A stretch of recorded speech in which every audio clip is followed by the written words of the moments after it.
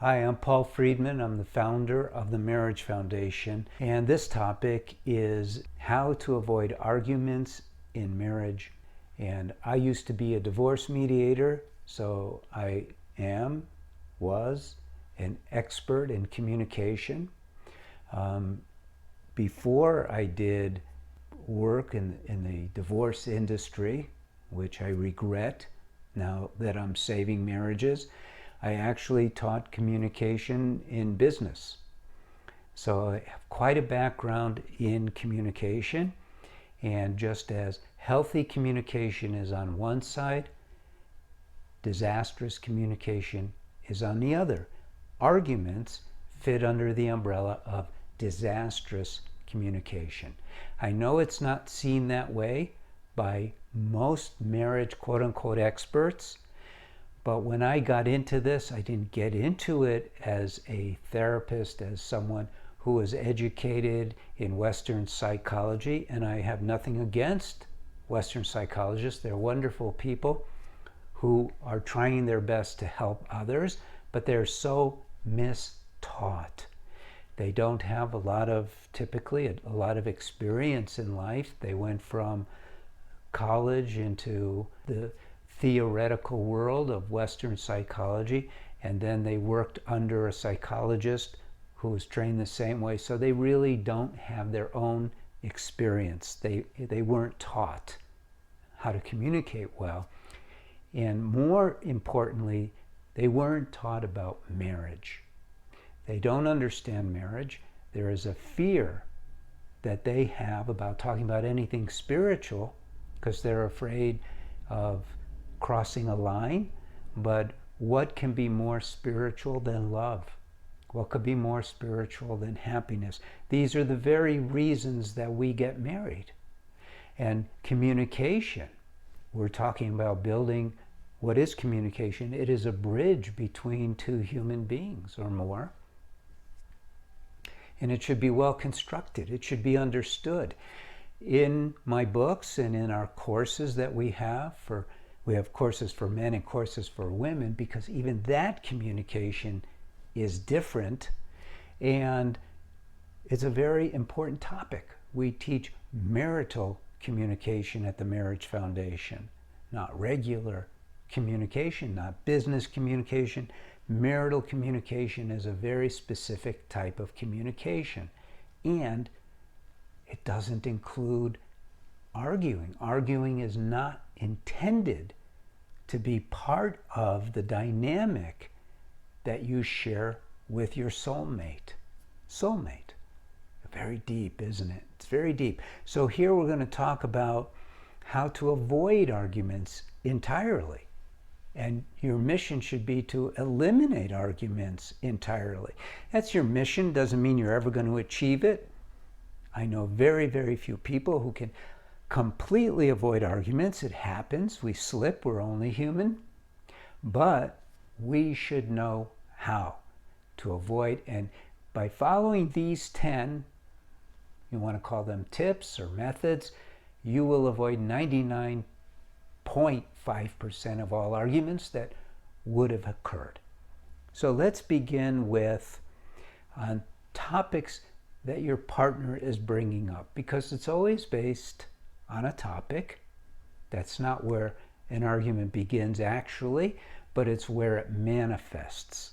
So these are topics that your partner brings up. Number one, consider these rules to live by. You might want to jot them down.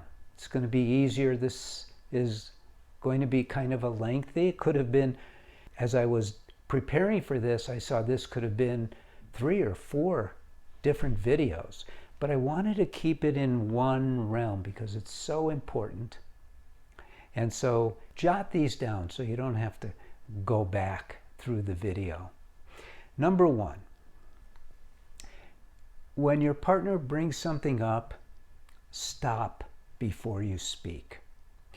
We are not taught this. This is actually a vital communication ethic that I teach in all communication venues, that to stop. Your mind And it is your mind. You're not the mind. It's an important distinction. Your mind is geared for defensiveness because the mind is tied to the body. It's your body. And the body is all about self-defense. It's all about self-preservation. So it compels the mind, when you're not in charge of it, it's compelling the mind to react. And for some people, that reaction is to just keep their mouth shut. But for most people, it's to proactively push back. And so before you do anything else, stop. Don't allow your mind to get your mouth to open. Further, don't even let an expression come on your face. That's also a form of communication. Nor don't be passive aggressive and don't smile as you're being told, that you're ugly and fat and stupid. Don't smile waiting for your moment. Just remain calm. And number 2, listen and hear. So first you're going to stop. You're going to start gaining some control over the mind, the mouth, the face, all of it. And next, number 2, you're going to listen and hear. By the way, the most important thing that you're going to learn is actually number 10, but we're not going to get there yet. Number 2, listen, which a lot of people are able to do. Aren't you able to listen? But hearing is different. Hearing is including having an understanding and an appreciation for what your partner has to say. Now, you didn't marry a dummy. You didn't marry someone who's a jerk. You married your soulmate, and they have amazing qualities. They're not always right. They're not always wrong. They're human. But their point of view is very important to them. And so if you are antagonistic towards what they are saying, you've set up the argument. You've set up worse than an argument, because now you're breaking that bridge that exists between you that is so vital. Because on that bridge is where you come together. So, listen, hear. What do they mean? Where are they coming from? And go deeper than just the surface. Listen for what is scaring them, perhaps, about the topic, what is exciting them about the topic. Try and really grasp where they are coming from. They may bring up something as simple as your son has a choice of playing hockey or taking music lessons. And your partner is addressing it with all of the background that they have in their life. And not necessarily, although their intention is always the best for your children, but they may not necessarily be thinking about your child in this because of all of their habits, fears, likes, dislikes, and all of that. Let them get it out. And look behind the communication at what's happening for them, so that when you are ready to speak about this topic, you can do it not just with an appreciation of where they're coming from, but a consideration that you're not going to rub their nose in anything, and that you can move your conversation in a way where they will appreciate what you have to say. And so you'll be turning what could have been an argument into a discussion. It takes some finesse. It takes caring. You have to really care about your spouse. You see, one of the things that people stop doing in their marriage is they stop caring for each other so much, and so much is the right way to care for your partner, that they just want to get through things. Reduce things down to the mundane. Let's get this done. Let's do da da da da. But that's not what marriage is built upon. So, as you listen and hear, your mind is going to be creating all kinds of opinions regarding the topic, isn't it? And you know that's true. Happens in your mind. Now, most people, they just blurt out their opinion. Don't blurt out your opinion. Just let it sit on a table. You may want to jot it down if it's really a complex situation. You may want to just jot down the opinion that your mind generated. You know, we have to always remember, the mind is not you. And so hold off on expressing your opinion, even to yourself. Don't let your mind go down this path of your opinion with its arguments, pro and con, and all of that. Put it aside. Hold off on your opinions. Now is not the time for them. You're listening, you're hearing, you're digesting, you're seeing what's going on. Already you could see that what I'm talking about is creating a calmness, a stability. We are pulling away all of those edges and sharp things that normally occur in a conversation, and we're letting things flow naturally. Now, your partner may be heated. You don't have to react to that. You don't have to consider that part at all. Their agitation should not prompt your reactions. That would be a bad thing. So you're just going to hold off on your opinions. You're going to listen. So number one, stop yourself before you speak. Let everything come in. Number two, listen and hear. Number three, hold off with your opinion. Number four, listen with an open mind. Pretend that you're not really all that involved. You just really want to see what is happening here. Now, I'm making it sound like everything is incredibly important. Well, if someone is bringing something up, it is important to them. So put aside your evaluation of its importance and just listen with an open mind. Because maybe it is important and you just haven't seen the importance yet. And so this gives you an opportunity. And you'll also have thoughts about other things that apply to it. Again, don't just blurt it out. Those are your opinions. Set it aside. Number 5. This is really important. Appreciate your partner's point of view. Understand that they are not a stupid idiot. They're an intelligent person with a history of evaluating things, sometimes right, sometimes wrong, just like you. And you will grow from learning about how they see things, how they hear things, what makes a difference. So that's very important. So those are the 5 things you can do when your partner brings it up. Now, we're going to go one more time. Number 1, stop before you speak. This is about controlling your mind. This is not a tactic. It's about controlling your mind. We cannot be happy. We cannot experience love until we learn to control our mind.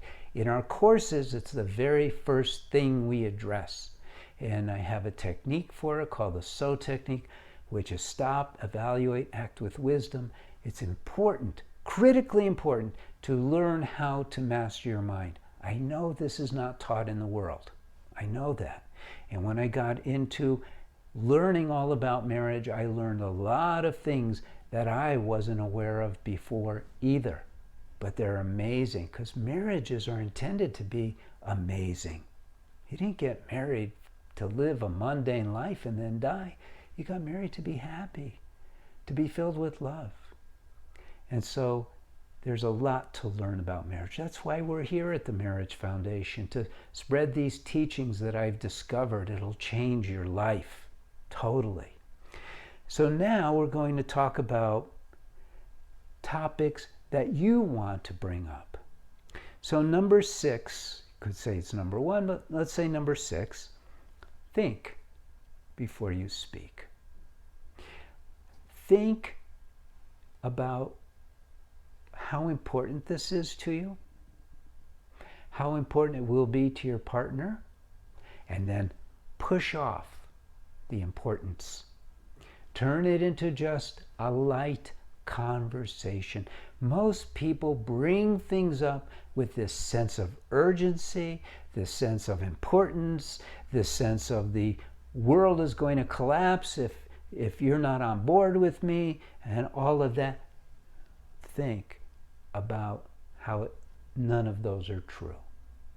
And that when you bring up the topic, you can bring it up with calmness. It's just another topic. And it's going to be something that we're going to discuss. We don't have to decide about anything right now. We're not talking about the next exit on the freeway. We're talking about something. No big deal. You can't remember what you argued about yesterday or the day before or a week before. They're never really important, ever.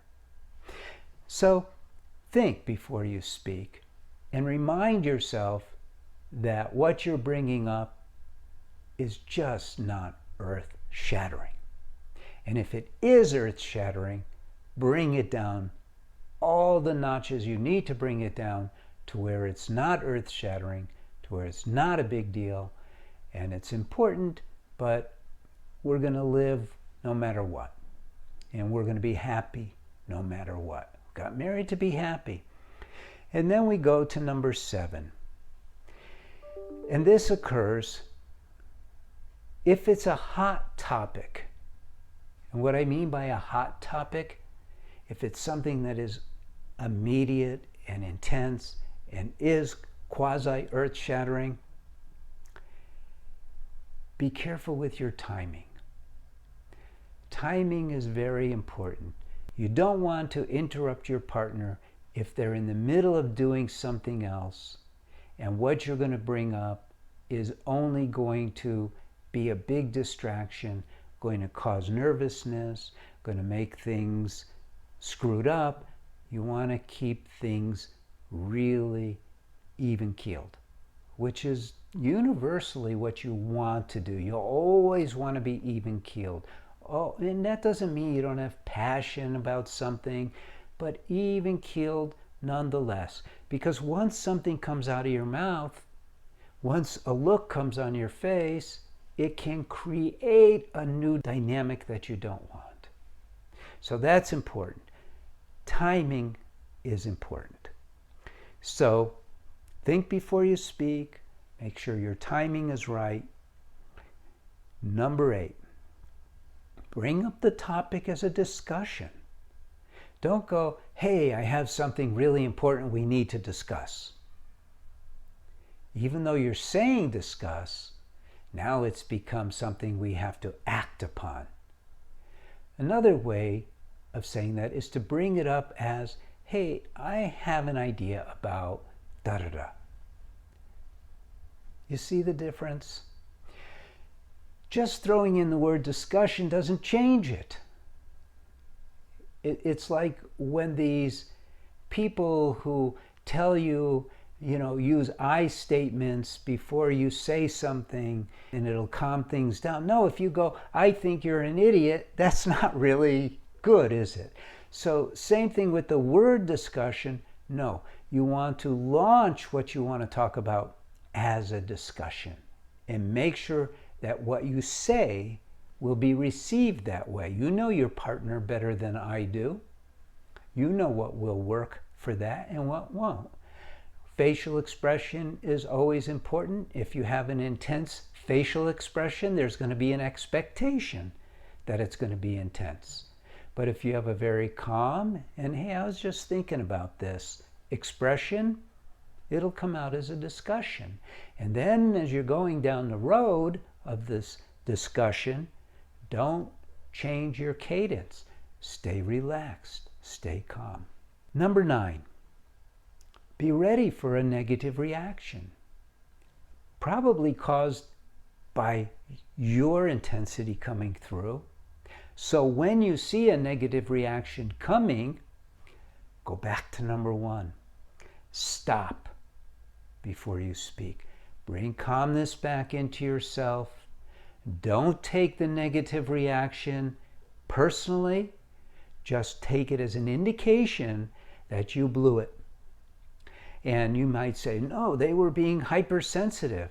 Still, you blew it because you know them. So you triggered them. So take responsibility for the discussion and let it come back down. You could always say, well, don't worry, we could talk about this later. It's no big deal. I'm really sorry that I triggered you. I didn't mean to, and it's not an emergency. No, now that you brought it up, it is an emergency. Okay. It's really not an emergency to me, but you are looking awesome. I can't believe how great you look today. And so I'm a little bit distracted. I'd rather talk about it later. If you want to talk about it now, go ahead, and then, I'll respond to you later. Bring the thing back down. Which brings us to number 10. This is the most important element. You're married to your soulmate. Everything you can communicate must be communicated from a place of love. Do you understand? It almost doesn't matter what you say. If it's saturated with true love from your heart and you feel the joy within yourself, and what's coming out is loving, is a communication, a manifestation of your love for them, your marriage is going to be okay. And that's more important than winning an argument. Your marriage must always produce love, always produce joy. Those are the pole stars that guide you in your marriage. Is what I'm about to say, what I'm about to do, is it going to create harmony, love? Is my partner going to feel loved and appreciated? If yes, fine. If not, don't speak. Don't communicate. You see? Marriage is so amazing. Our world doesn't get marriage. Truly, doesn't understand marriage. And I discovered these principles that will change the world. If you're a therapist, if you're clergy, if you're a coach, if you want to be and you want to learn to be a TMF marriage counselor, we're starting out on this path now.